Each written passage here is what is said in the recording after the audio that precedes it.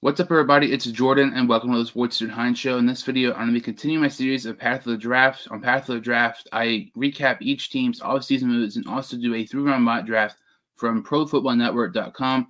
This Path of the Draft video is of the Seattle Seahawks, so let's go ahead and get started here. Obviously, the Seattle Seahawks made a huge trade in the offseason by making their team much worse, and they traded Russell Wilson to the Denver Broncos. Now, for the most part, when I do these videos of each team, I talk about, for the most part, I kind of like some of the moves that they've done. Seattle is the one team I absolutely hate what they did in the offseason. You know, I knew they got a lot of draft picks and some nice young players for Russell Wilson. You know, they got Drew Lock, a quarterback who I still think has a little bit of potential. Noah Fant, who I think could be a good tight end. Shelby Harris, a reliable edge rusher, and a couple of first-round picks and some mid-round picks. But if you're Seattle, I don't know why you would choose Pete Carroll to be your head coach over Russell Wilson being your quarterback. It makes absolutely no sense to me. And the short seasons that, Pete Carroll was the head coach and Russell Wilson was not the starting quarterback for the Seattle Seahawks, they were under 500 all those seasons. So to me, I just don't get why Seattle would choose Carroll over Wilson. It's kind of crazy to me, just absolutely ridiculous that they would do that.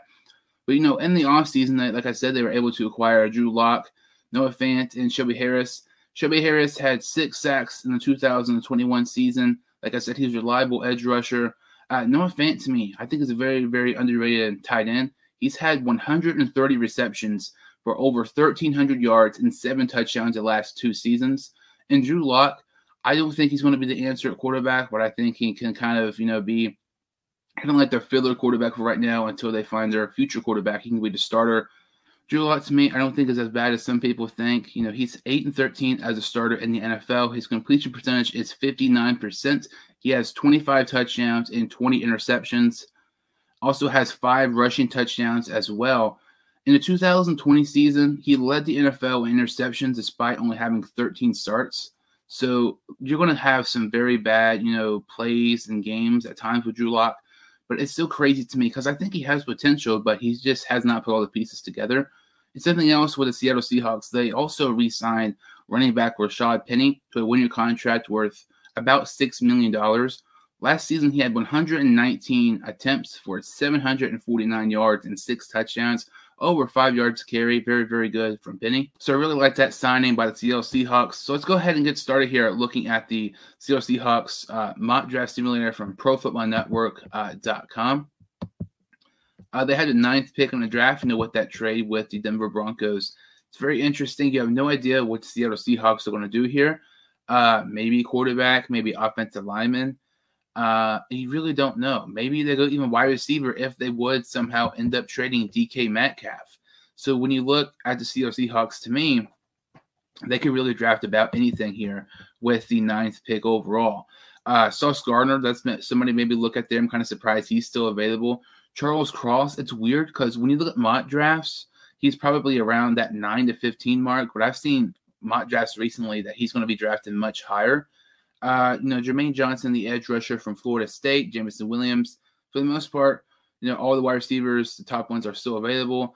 But, Evan Neal and Akeem Ekwonu are both gone. We're going to go ahead and take Charles Cross here, the offensive tackle of Mississippi State. I know some people might not like that, but you got to get the best offensive lineman while you can because there's a big drop-off between Cross and the second-round talent of offensive linemen. The Seattle Seahawks have the 40th pick and the 41st pick. Back-to-back picks here in the second round. They also have 1 third-round pick. Sam Howell is here. I'm taking him. That's a no-brainer in my opinion. I don't think Sam Howell is going to be a fantastic quarterback in the NFL, but I feel like if he's there at 40, you kind of have to just go ahead and pull the trigger. He's a no-brainer in my opinion. I think he's an upgrade over Drew Lock. And I would not be shocked if Seattle Seahawks trade back in the first round if Sam Howell is there at, let's say, 31 to the Bengals. I did a video about that just the other day. When you look at teams who need a quarterback, I think Seattle is one. I think the Giants are one. I think the Lions are one. So maybe even the Falcons and Colts even, teams who have quarterbacks but kind of towards the end of their career and have, short contracts on them. I wouldn't be surprised maybe one of those teams trade up to get that 5th-year option with a quarterback. Seattle doesn't trade up there, but they still get Sam Howell, which I think is very, very good. Not getting rid of any of your draft capital and still getting a future quarterback is tremendous here by Seattle. Look at some players here. David Ojabo, the edge rusher from Michigan, is available. That's somebody intriguing to me because, they cut Carlos Dunlap and the experiment, trading to get him from Cincinnati did not really work out. I really like David Ojabo here with the 41st pick overall. I'm going to go ahead and take him there. So, like I said, they have 1 third-round pick. Let's go ahead and see what Seattle does here. I'm kind of maybe looking at some offense here because you got to get some weapons for whoever a quarterback is, whether it's Sam Howell, Drew Lock. They also signed Geno Smith to a 1-year deal. So you have no idea who the quarterback is going to be, but, their quarterback is going to fail unless you give them weapons. And some of these wide receivers here, Justin Ross, the wide receiver from Clemson, is somebody that kind of stands out. I don't think that would be a bad pick at all. They have Metcalf, but there's talks about him, getting traded. Tyler Lockett's getting up there in age. I don't think this would be a bad pick at all here, beginning Justin Ross with the 72nd pick overall in the draft. Seattle will go ahead and take them there. And I really like this mock draft by Seattle. I don't do trades on these videos. The only possible way I think Seattle could have done a better job is to maybe would have traded back or get some more draft capital.